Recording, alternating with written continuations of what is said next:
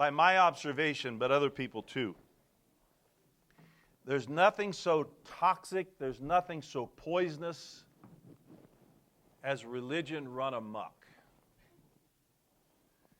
There's nothing so toxic, there's nothing so poisonous, so harmful as a Christian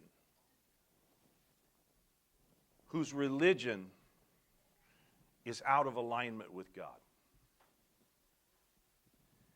Jesus will deal with this whole idea of toxic religion in one of the 40-plus questions that he asks us in the Gospel of Mark. We'll tick through some of those for a few Sundays. I'm not sure how long. But one of his questions deals with this very issue. Is my religion poisonous?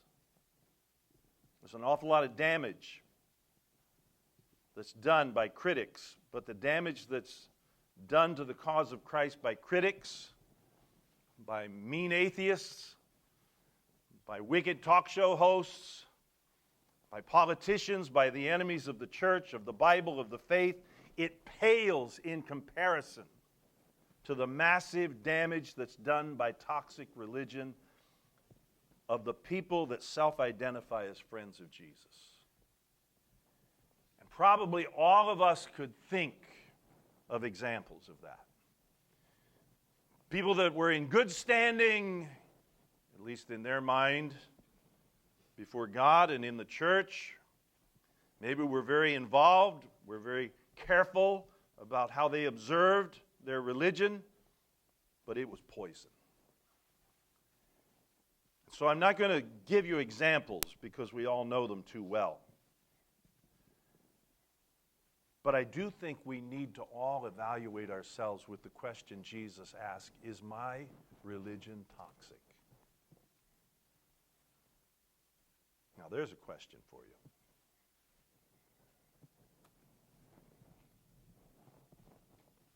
To some first century believers,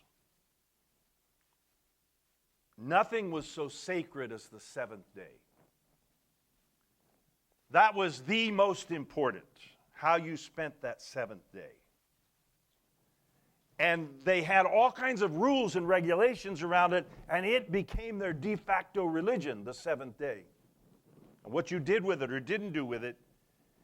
And it all came from command number 4 in the 10 Commandments, the 10 words, where God says, you know, I'd like you every 7 days to take a break. I think that would be good for you. That was the 4th commandment. But they had taken that and they had reworked it so that it was a series of all kinds of rules and regulations. And it became the most important thing, the most sacred thing. No work. No fires. Couldn't build a fire, even to cook with. No chasing stray livestock if it got loose from the pen. You couldn't walk more than 3/5 of a mile. That was another rule. No food prep on that 7th day. You had to eat cold cuts, I guess. But you couldn't prepare food on that day because that was work for somebody. There were all kinds of ritual washings that you had to go through. Let me give you an example of one. On that 7th day, you washed your hands differently than you washed your hands any other day. You took the amount of water that you could put in half an eggshell, and you poured it over your hand. And then you rubbed your hand. And then you poured the other half eggshell over your hand. And then you hung your hand down until the last drop of water dripped off of it. And then you hung your hand up until the last drop dripped off your elbow. And then guess what? You did the other hand. That was just one of the many things that you had to do on that day and the many things that you could not do on that day. No washing of clothes, no cleaning of your house, no writing, no scratching, no drawing, no combing, no building, no planting, no gardening, no picking. There were 39 different prohibitions for that seventh day by the time Jesus comes on the scene. And that's what you did if you were religious. And for some, it was almost the sum total of their faith. It was ironclad. You did not violate any of those. And there were plenty of religious hall monitors around if you did. Into that comes Jesus, and you could expect a clash. And there was. There was. I want you to take a look in Mark chapter 3. And this passage contains one of those 40-plus questions that Jesus puts to us. And it's all about toxic religion. It's all about toxic religion. Now, there's a backstory to it, and it goes something like this. That he walked into a synagogue, the place of assembly. We are known as the assemblies of God. If we had been in the Old Testament, we would have been known as the synagogue of God, because the word synagogue means assembly. He went into the synagogue, the place of study. And the day that he picked is a Sabbath day. And the synagogue that he picked to go into, a synagogue that he was very familiar with, it's the synagogue at Capernaum. And a few weeks before, he had been in that very same synagogue when the enemy had come over a man, had possessed the man, had demonized the man, to the point that the man had begun to act out and freak out. And Jesus simply said to him, "Be quiet." And he cast the enemy out. And the people were amazed. It was in that same synagogue. And he'd gotten flack for doing that on a Sabbath day, that day. And now, a few weeks later, he's back in the same place. He goes into that same synagogue, and there is a man whose hand is withered up. When Dr. Luke tells this story, he makes it very clear which hand it was. It was the right hand. Luke is a doctor, and he's always looking for details. It was the right hand. That was too bad, because that meant he only had the left hand. The right hand was the hand that you were to keep as clean as you could, because that was the hand you would eat with. That means this man is condemned to eating with a filthy hand, an unclean hand. His right hand is withered. It's not responsive. It's paralyzed. It's atrophied. And they were watching Jesus. There were some of those hall monitors there watching Jesus. It's the Sabbath, you know. Is he going to violate? Is he going to do something you ought not do? Is he going to cross the line here? Is he going to push the envelope? They were watching him to see if he would in fact heal that man on the Sabbath, because that would constitute work. And they did it so that they might accuse him. Now, they were especially sensitive because of what's happened, the backstory to this backstory. If you care to look at it, it's in the chapter above, chapter 2, the tail end of the chapter. On another Sabbath, possibly earlier on this Sabbath, we're not sure, he'd already had a run-in with those hall monitors, with those professionals, those Sabbath keepers, whose religion was toxic. They'd already had a run-in because Jesus was headed to the synagogue, and his men were with him, and they were walking through a field, and they were doing what was allowed to do. They were taking some of the grain, and they were grinding it, the heads of the stalks, and they were grinding it in their hands so that they could have a little snack, the way some people eat granola or sunflower seeds. And they're eating it on their way to synagogue. And the critics saw it. And they said, "Aha! You're violating number 14. You're working on the Sabbath." Now, they weren't really concerned about this little exercise in agricultural micro-harvesting. That's not what they really cared about. They wanted to accuse Jesus. And they said to him on that occasion, don't you know that they violated the Sabbath by working? You're supposed to be somebody, Jesus. Why are you letting your followers break the law, the prohibition? And Jesus had told them, in a phrase that appears only in the Gospel of Mark, that the Sabbath was made for humans. Humans weren't built and created for the Sabbath. Get your priorities straight.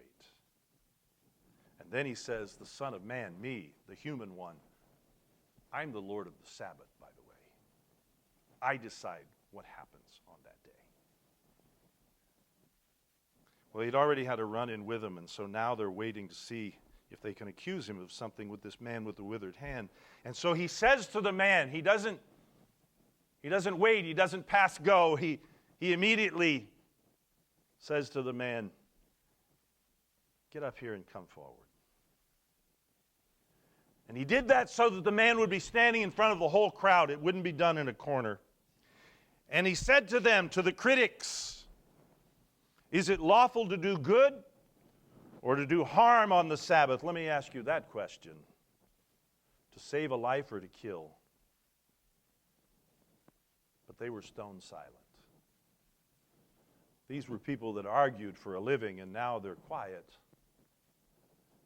And so he looked around at them with some anger toward them and grief for the hardness of their heart. And he said to the man in front of everybody, stretch out your hand, the bad one. And he stretched it out. And in front of everybody, that withered hand was healthy. And whatever deformity he was living with, it was a thing of the past. And now the muscles and the tendons and the sinews and the bones and the skin, it was all strong and healthy. And the people were absolutely amazed. But those critics, they left the synagogue and they began to conspire with some people that they normally didn't talk to, a group called the Herodians. You see, the Pharisees were nationalists. It was all about our people.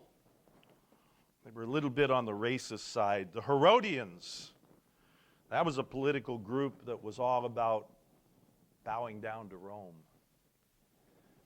And these two groups made strange bedfellows. The Pharisees went out and they found those Herodians. And together they conspired against Jesus. It's time to kill him. And this is the end. This is the phase that was begun in chapter 1 with so much great success and acclaim. But now it comes to a shocking close with this threat of death. Well, that's the backstory. And the question that Jesus asks really is about toxic religion. And the question he puts to us is your religion toxic? The way he said it to them on that day, is it lawful to do good or to do harm on the Sabbath? This most important of religious days, this thing that is the sum total of your observance. Is it lawful to do good on that day or to do harm? Again, the Sabbath was God's idea. It's the fourth commandment, and what he's simply saying is, I think it would be a good idea if every 7 days you took a day off. I concur with God. That is a good idea. But to them it had become something so much more. Is it lawful, he says, to save a life or to kill it on your precious Sabbath? Well, there's the question, and it's a question again of toxic religion. So what's your answer? Is your religion toxic? What's your answer? Well, if you'll look at the tail end of verse 4 in chapter 3 of Mark, you get their answer. They kept silent. No answer was their answer. They didn't want to engage. They didn't want to talk about it. They didn't want to think about it. You know, it's very possible to be very, very serious about your religion and be an awful human being. And they were. It's kind of like, they were kind of like, toxic religion is kind of like, even toxic religion of a faithful Christian is kind of like manna. Remember the God food, the heaven food that came down and sustained them when they were traveling for 40 years in the wasteland? Place where you couldn't grow crops, hostile environment, place of chaos. But God fed them miraculously every single day by letting food come down from heaven. It was called manna. And you could fry it, and you could bake it, and you could stew it, and you could boil it. And now I'm starting to sound like Forrest Gump's friend in The Shrimp. But it was a good food, and it was versatile. And God provided it every day for 40 days. All you had to do was go out every morning and pick it up. But the Lord had said, I want you only to pick up enough for this day. Get enough for you and your crew for this day. But don't try and hoard it and think that you don't have to pick it up every day. You see, God wanted to establish that daily relationship. But there were some people that said, I'm tired of getting up every day to pick up the manna. I think today I'm going to pick up double. Or maybe I'll stock it for the week. And so he filled it with great tubs with manna and put it on the counter. And he had enough for that day, but he slept in the next day, and when he got up, the manna pots were putrefied, full of maggots, not edible by anybody. And they had to go hungry that day. People whose lives are filled with a toxic kind of religion are like that putrefying manna. The concentration of it has gone bad, and it's stagnant. But look at their answer. Jesus says, is your religion toxic? Is it right on your Sabbath to kill or to bring life, to do good or to do bad? Which is it? And they kept silent. When Jesus presents you with your failings, what do you do? What is your response? What do you do when Jesus begins to get a little nosy? You read the Word and there's something convicting in it. You realize that I'm deficient.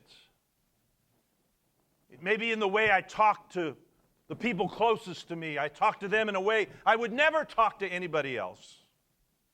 And I get by with it. It may be an attitude in your heart that is secret and you may never express it, but it's there when you see one of those people. You know what I'm talking about. It may be a sense of entitlement. It may be pride. It may be lust. It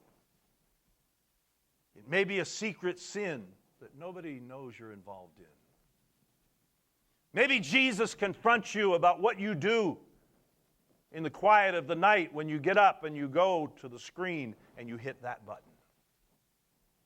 But he begins to confront you with whatever it is. And that's his right for sure.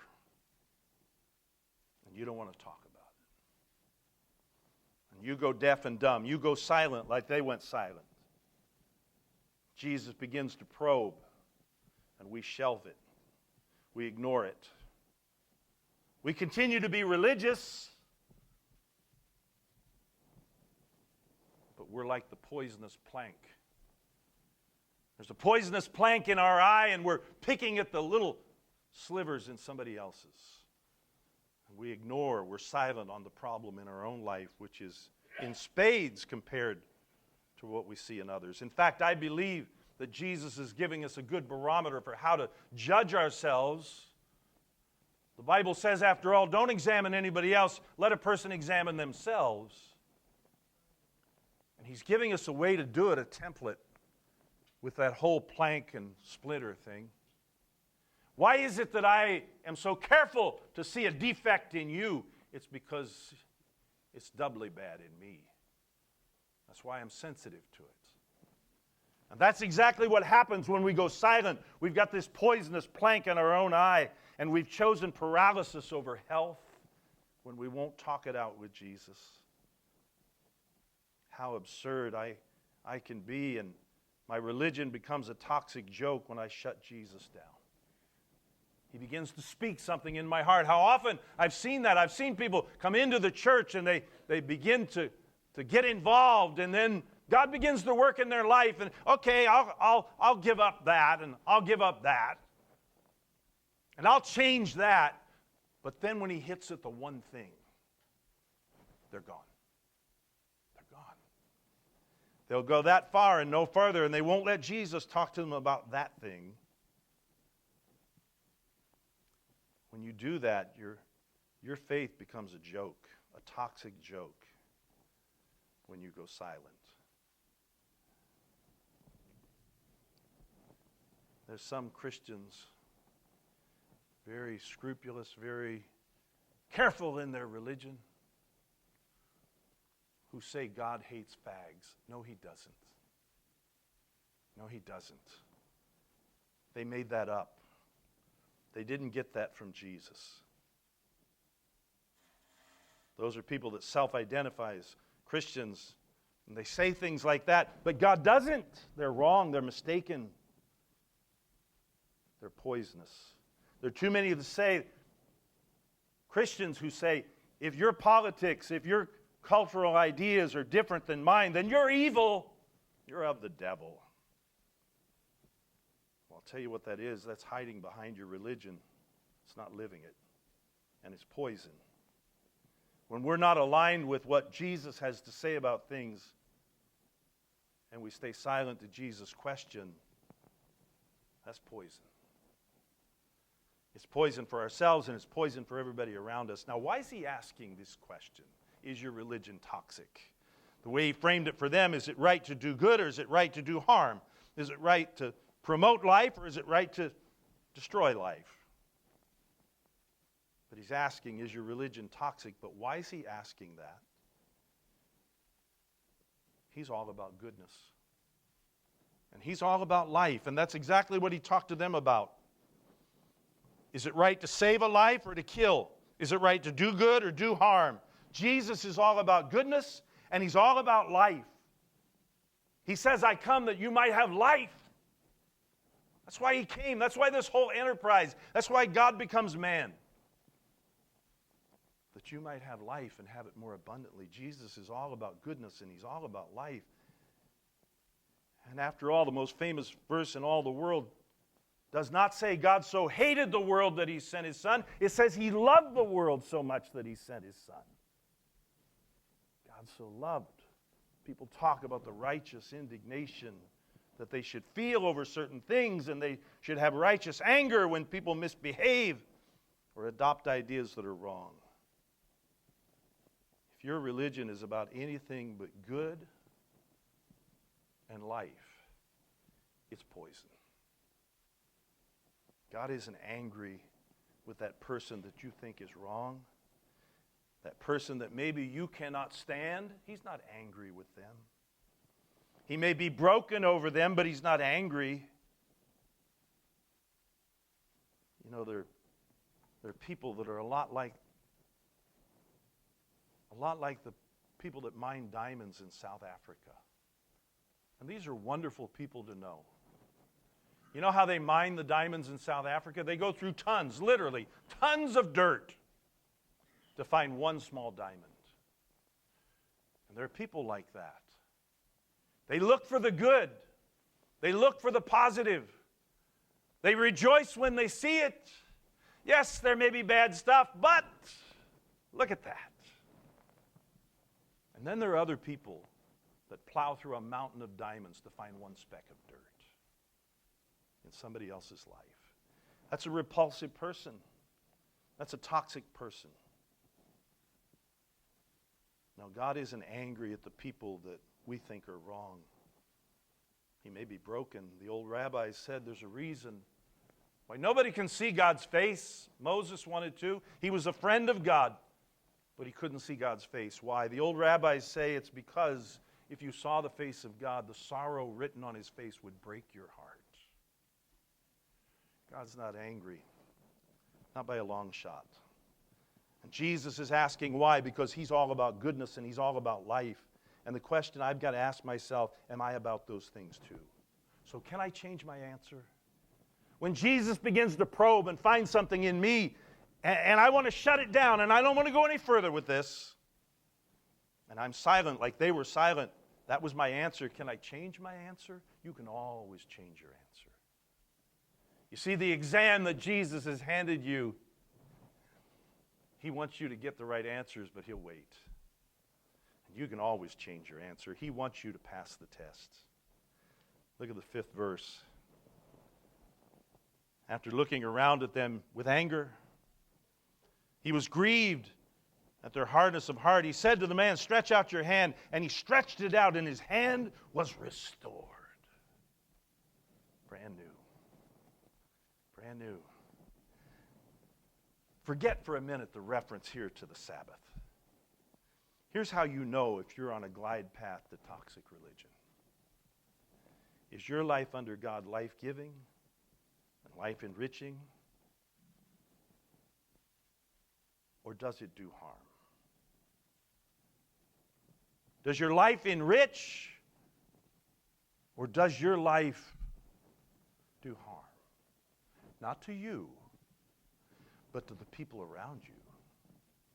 That's the test. To the people living around you, are you life enriching? Or are you hurting them somehow with your religion? You see, it goes back to Jesus' 2 great commandments.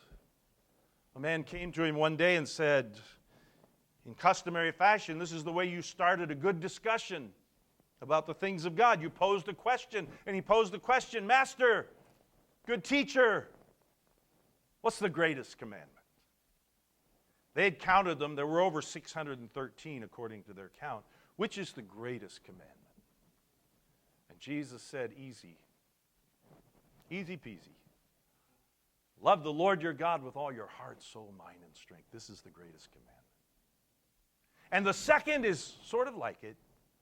Love your neighbor as yourself. He had quoted Deuteronomy 6 and Leviticus 19. Be rightly related to God. Love the Lord your God with all your heart, soul, mind, and strength. And be rightly related to people around you. Love your neighbor the way you love yourself. Are you always thrilled with yourself? A little confession here. I was raised a Roman Catholic, and we were taught to say, "Bless me, Father, for I have sinned." But it's too late for a confession, really, because it's been too long for me, and the man would not sit still anymore. But just a little confession. I'm not always happy with myself. I'm not always enamored with myself, nor are you. But that's not what Jesus meant when he said you should love your neighbor as yourself. What he meant was, even when you're mad at yourself, and you feel like you failed yourself, and you're living with regret, you still get up and eat your cereal, and wash your face, and put on your clothes, and keep going. You take care of yourself.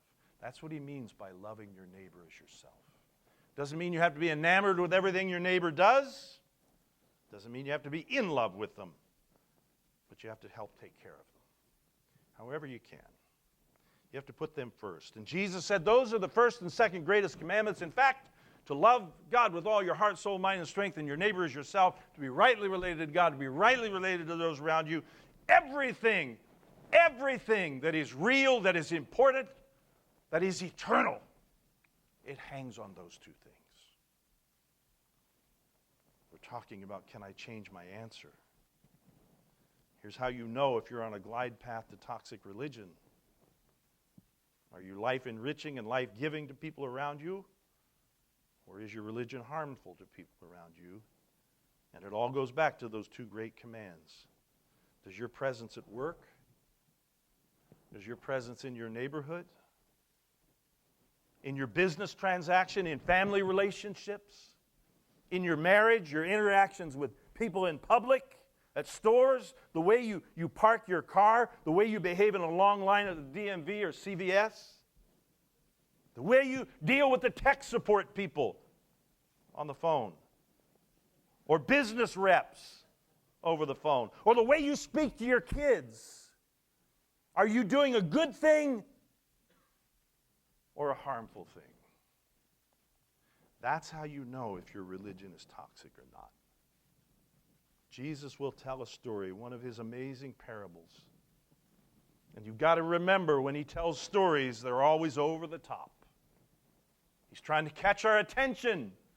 And so in this story, he has a man who owes a very powerful man an unbelievable amount of money. An astronomical amount of money. A Bill Gates, Elon Musk amount of money. He owes this powerful man, and the powerful man calls him in to see how we're doing on the repayment. And he says, I want you to repay me everything you owe me. And the fellow who's borrowed says, I can't do it. I don't begin to have a fraction of it. And so he begs for time, and the powerful man says, your time is up. And he directs the people, the authorities, come and take this miscreant away. Get him out of my face. Throw him in prison. Throw his kids in prison until he pays.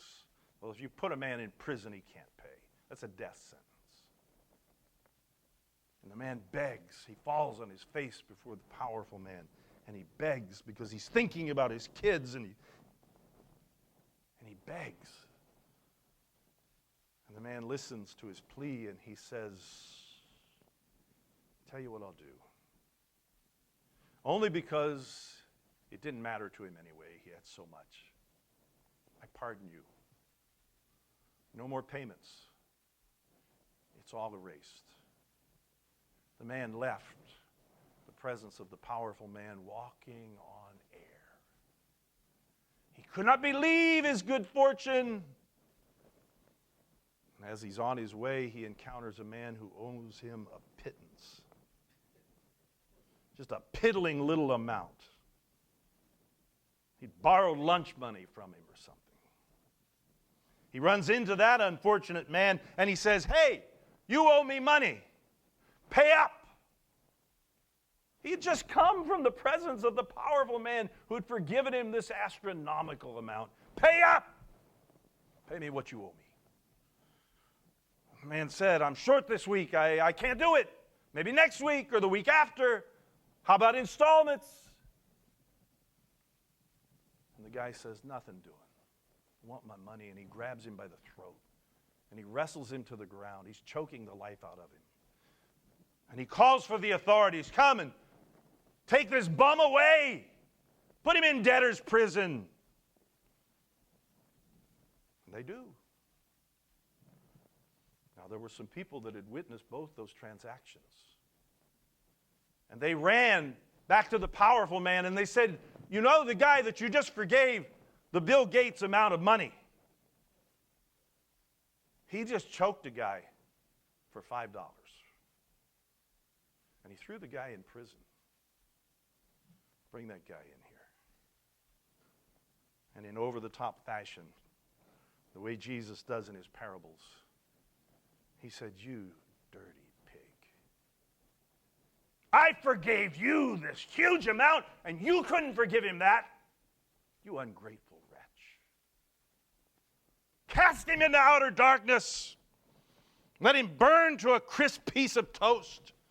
Destroy his house. Kill his kids. That's what I mean. The parables are over the top. But you get the point. Jesus ends up saying, don't you think it would have been right for that first guy to have forgiven the guy for the small amount? He was forgiven such a large amount. And that applies to us every time. Every time. We put our religion first. And all the rule keeping and what we're able to do and our performance and all of that. But how am I behaving to people at work, to people I live around, people I do business with, people I live with, people I'm married to? people I'm parenting? Am I doing a good thing or a harmful thing? I should be doing a good thing for the simple reason, no matter how hard it is, because God has forgiven me so much more. There's nothing you could do to me that I would forgive that would be anywhere near equal to what I've been forgiven for. In reality and in potential. Are you doing a good thing or a harmful thing? Which is it? You know, Jesus is so thrilled with goodness. And he's so thrilled with life. This wonderful life, this gift that he gives us. He's so thrilled with goodness in life, and he's so about goodness in life that he wants to give you more than religion. He's truly interested in your answer. Is your faith toxic? Are you about goodness in life? Or are you about harm? What are you about? He's really interested in your answer. And he's so interested that he lets you change it. And so if at some point in your life, at some juncture, you have not been life-giving and you've not been on the goodness side of things, the good news is you can change that. And you can be all about goodness in life. Not just to yourself, but to those around you. You can be all about that. Jesus said, freely you have received, freely give. Freely give. I wasn't sure how to end this message all week long. I knew it wasn't complete, and I couldn't figure out how to land the plane. Early on Friday morning, I was Zooming with a bunch of church leaders from everywhere, it seemed like. South Asia, India, Pakistan, Nepal, Malaysia, Indonesia, Philippines, Japan. We just get together and just to encourage and pray with one another. And it was my turn to just bring a little word, and I did. And then we usually open it up. Anybody that wants to comment on what was said. And it's a rich time. I'm always writing because I always get ideas when the others talk. These are people that have walked with the Lord, and they have prayer lives. And one of the men that always joins us, his name is John Wong. He is an ethnic Chinese who lives in Kuala Lumpur, Malaysia. And John is kind of like the grandpa to everybody. He's walked with the Lord a long time. And when John commented on some of the things I'd said, he said, you know, I was thinking that we, as believers, we live as a subversive kind of faith. He said, you've got to realize that every day and all day, Jesus says, you are the light of the world. Darkness is a bad thing. Darkness is a scary thing. Our world is shrouded in darkness, and you may be the only light that people around you see. Wherever you go, you take Jesus with you. When we leave here, I'm going to go up and see a friend at Memorial, and I'm always conscious when I go into a hospital room that I'm not the one that's really doing anything, but Jesus is in that room. I'm taking Jesus in that room, and who knows what he might do. Everywhere you go, you're maybe the only Christ people will see. Jesus said, you are the light of the world. You may be the world's last best hope for the people that you live around. You're the light of the world, and John reminded us of that. And then he said, Jesus also said, you're the salt of the earth. You're a preservative. You may be the reason why things in your circle don't just spin completely out of control. It may be you. Because you are the salt of the earth. You have been strategically placed wherever you are to let Christ be seen by people around you. You are the agent of goodness and life. Jesus is the light of the world. We know that. He said that about himself. But then he turned around and said, you are the light of the world. And I think the reason he said that is because most of the people around you are probably more likely to see you before they see Jesus. So you're a light. You're a light to the world. A light of goodness and life. I want to wrap up with this verse. It's a beautiful verse. In the letter that Paul wrote to the Ephesian Christians, he had spent 3 years with them. That was very unusual for Paul. And he loved those people, and it broke his heart when he had to leave them. Broke theirs too. But after he'd left, he sent a letter back, and you get to read the mail. Ephesians 4:32. Listen to this. Be kind to one another. Tender-hearted. Forgiving each other, just as God in Christ has also forgiven you. That is the basis for something that is irrefutable and inarguable. That we are to be tender-hearted, kind and forgiving. Because we've got it in ourselves? No, because that's the way God in Christ has treated us. So there you go. No toxic religion. It's all about goodness and life. Amen? Everywhere we go. Let's stand together.